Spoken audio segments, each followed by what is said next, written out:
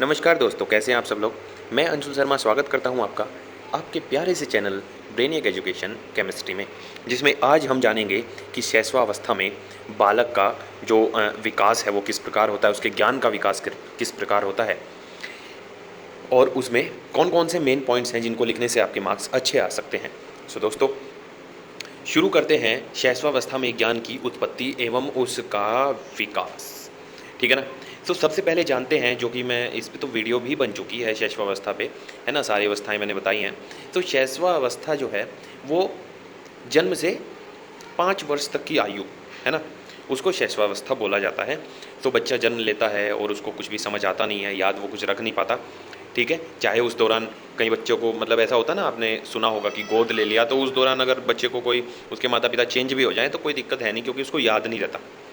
ठीक है, ये कुछ साल बाद, 3-4 साल बाद तक डेवलप होता है, जो कि एक रसायन है, केमिकल है, जो कि माइंड में जनरेट होता है, जिसके थ्रू वो याद रख पाने में, मेमोरी को स्टेबलाइज करने में सक्षम होता है। ठीक है ना। सो ये है। अब यहाँ पे बात कर रहे हैं हम ज्ञान की, उनकी बौद्धिक क्षमता की। वो कैसे होता है कि देखिए, अभी किसी बच्चे ने जन्म लिया, वो 1-2 महीने का है, और किसी बच्चे ने जन्म ले रखा 1 साल पहले, तो जाहिर सी बात है ये फिक्स है।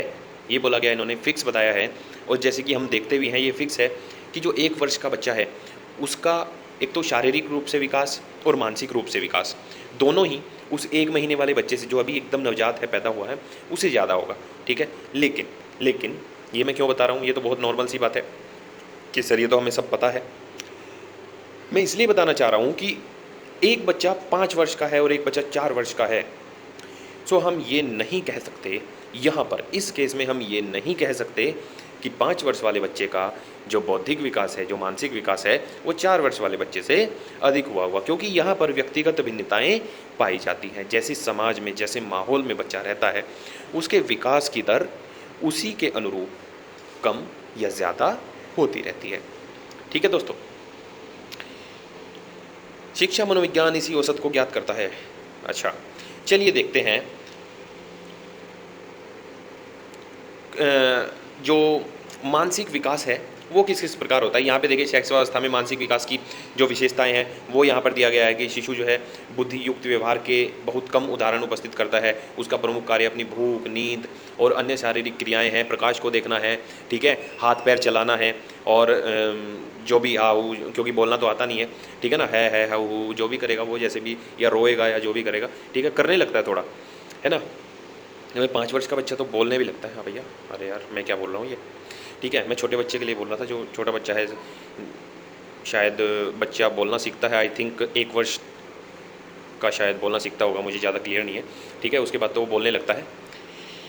तो जो भी उसकी क्रियाएं हैं वो क्रिया वहाँ पे करता है। और ये कहते हैं कि अगर बच्चा है, वो छोटा बच्चा ज़्यादा नींद लेता है, ज़्यादा टाइम तक सोता है, उठा दूध पिया सो गया, है ना, उठा दूध पिया, थोड़ा सा खेला और सो गया।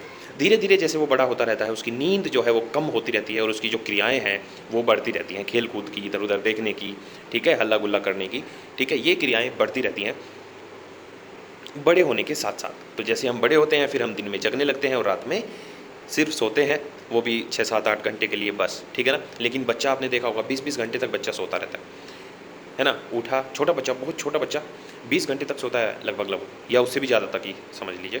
ठीक है ना, क्योंकि उठा, दूध पिया, या फिर सोते सोते नहीं पी लिया, वो सोता, ठीक है, फिर वो कुछ 1 महीने का हो गया मान लिया, या फिर उससे आगे हो गया, तो उसकी नींद जो है फिर कम होने लगती है।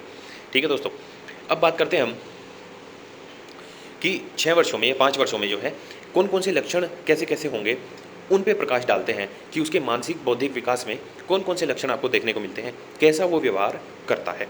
ठीक है दोस्तों, तो मूल प्रवृत्ति युक्त व्यवहार। मूल प्रवृत्ति ये है कि जो सभी बच्चों में पाई जाती हैं, जो लेके वो पैदा हुआ है। बच्चे जो क्रिया करते हैं, अभी देखिए, सभी बच्चे रोते हैं, भूख लगने पे सभी बच्चे रोएंगे, फिक्स है, कोई इसको ये नहीं बदल सकता कि नहीं, हाँ भैया भूख लगने पे हमारा बच्चा नहीं रोता। जो छोटा बच्चा है, जिसको नहीं बोलना आता, उसकी बात कर रहा हूँ। ठीक है, हमेशा शब्दों पे मत जाना भैया कि ये क्या बता रहा है ना, अरे ये कौन सा आ गया जो पता नहीं क्या बता रहा है। सो छोटे बच्चा ऐसा ही करता है, रोता है, हमें समझ आ जाता है कि इसको भूख लग गई, या फिर वो अपना हाथ जो है ना, अंगूठा बहुत बच्चे चूसते हैं, है ना। सो ये क्रियाएं हैं बच्चों की।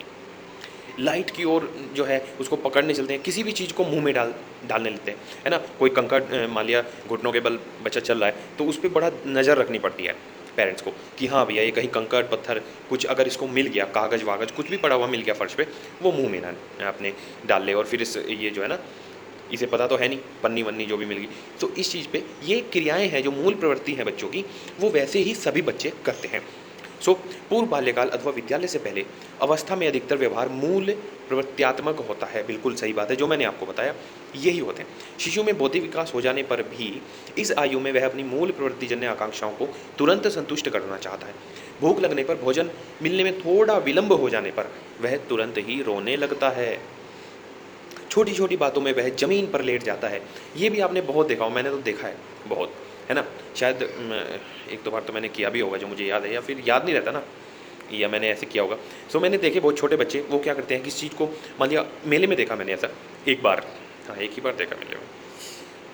मैं जा रहा था मेले में, ठीक है, हम भी छोटे ही थे लेकिन थोड़े बड़े थे, हमसे छोटे बच्चे। अब क्या हुआ कि उसे पापा पापा मुझे ये चीज़ चाहिए।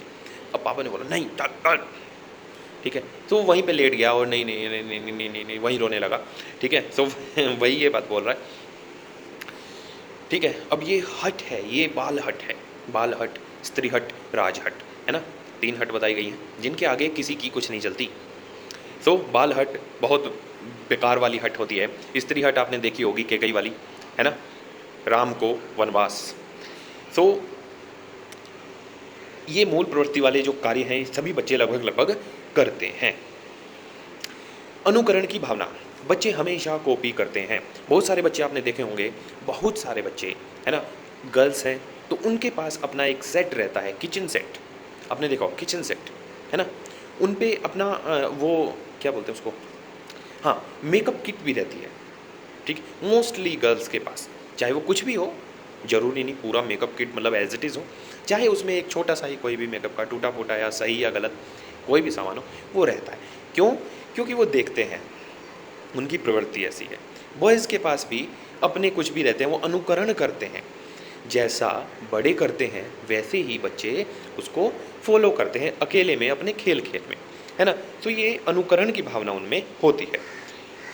माता पिता के व्यवहार का प्रभाव, माता पिता के व्यवहार का प्रभाव सबको पता है, आपको भी पता है, मुझे भी पता है कि जो बच्चा है उसका व्यवहार कैसा होगा, उसकी बोलचाल कैसी होगी और उसकी जो थिंकिंग है वो कैसी होगी। 90% उसकी जो थिंकिंग है, या 100% ही कह लो, जैसे उसके पेरेंट्स होंगे वैसी ही होगी, ठीक है। क्यों? क्योंकि जैसा बच्चा अपने, अब छोटा बच्चा है किन के साथ रहेगा, मम्मी पापा के साथ रहेगा, ठीक है, दादा दादी होंगे, है ना, वो एक परिवार है, उनमें उनका जैसा भी व्यवहार होगा, जैसा भी वो करते होंगे वैसा ही बच्चा करेगा और उनके व्यवहार का प्रभाव वैसा ही सेम बच्चे के ऊपर पड़ेगा, ठीक है दोस्तों। नेक्स्ट आता है जिज्ञासा की प्रवृत्ति। इसमें पढ़ लेना, और भी चीज़ें यहाँ पे बताई गई हैं, ठीक है ना, बहुत, क्योंकि अपना तो फंडा है कि हम 100% आपको जो है कंटेंट जो है वो प्रोवाइड कराते हैं, ताकि आपको कंटेंट कम ना पड़े और कहीं पे भी आपको ऐसा ना लगे, लैग ना करें आप, मार्क्स आपके कम ना हो, ठीक है। देखिए बुक की लैंग्वेज कोई नहीं लिख पाता, बस आपको समझ आना चाहिए। तो मेरा मैक्सिमम पॉइंट ये है, देखिए कि मैं सिर्फ कंटेंट भी आपको नहीं दिखा रहा या सिर्फ आपको समझा भी नहीं रहा, दोनों चीज़ें हैं, समझा भी रहा हूँ, कंटेंट भी दिखा रहा हूँ, ठीक है, ताकि आपको कुछ मिल जाए। सब कुछ मिल जाए तो बहुत बढ़िया है, कुछ मिल जाए तो भी अपना काम बन गया, जिसके लिए वीडियो बन रही है, ठीक है दोस्तों। अच्छी लगे तो यहाँ से देखो, नहीं लगे तो जो भी आपको अच्छे से अच्छा समझा सकता है वहाँ पे देखो। क्योंकि मैं हमेशा कहता हूँ, मैं बहुत सारी वीडियोस में बोल चुका हूँ कि हमारा मेन मकसद है सीखना, किसी पर्टिकुलर बंदे को फॉलो करना नहीं। हमारा मेन मकसद है सीखना, खुद को आ जाना चाहिए। ज्ञान की इतनी सारी बातें हम कर चुके हैं, ज्ञान पे कई सारी वीडियोस हम बना चुके हैं। तो ज्ञान क्या मतलब, सीखते जाना है, क्यूरोसिटी, जिज्ञासा, है ना।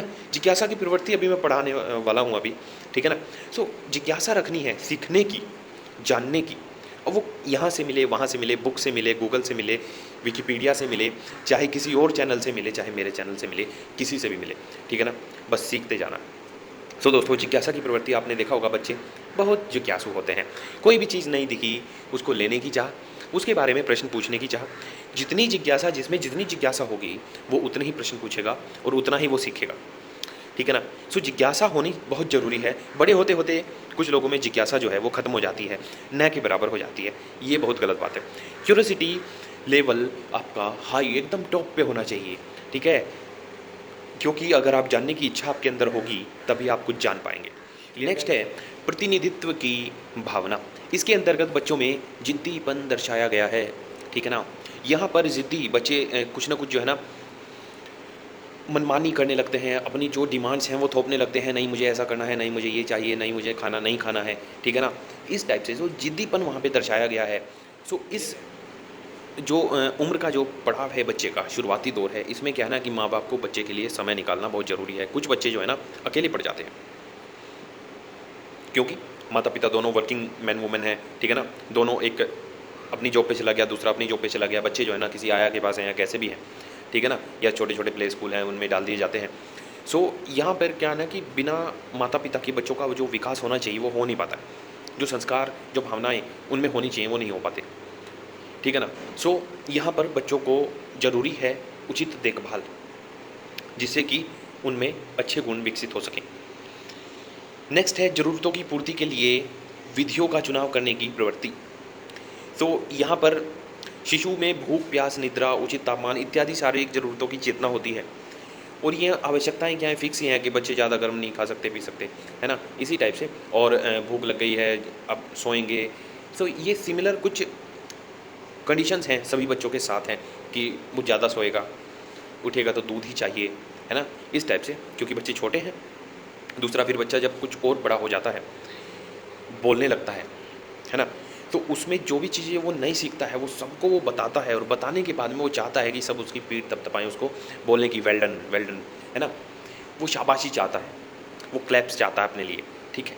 तो ये सभी बच्चों में होती है। कुछ भी नई चीज़ सीखेंगे, कुछ भी, वो सबको वो बताएंगे, सबको वो करके दिखाएंगे, है ना, कि हाँ मुझसे ऐसा हो रहा है। Clear guys. आत्मगौरव की प्रवृत्ति।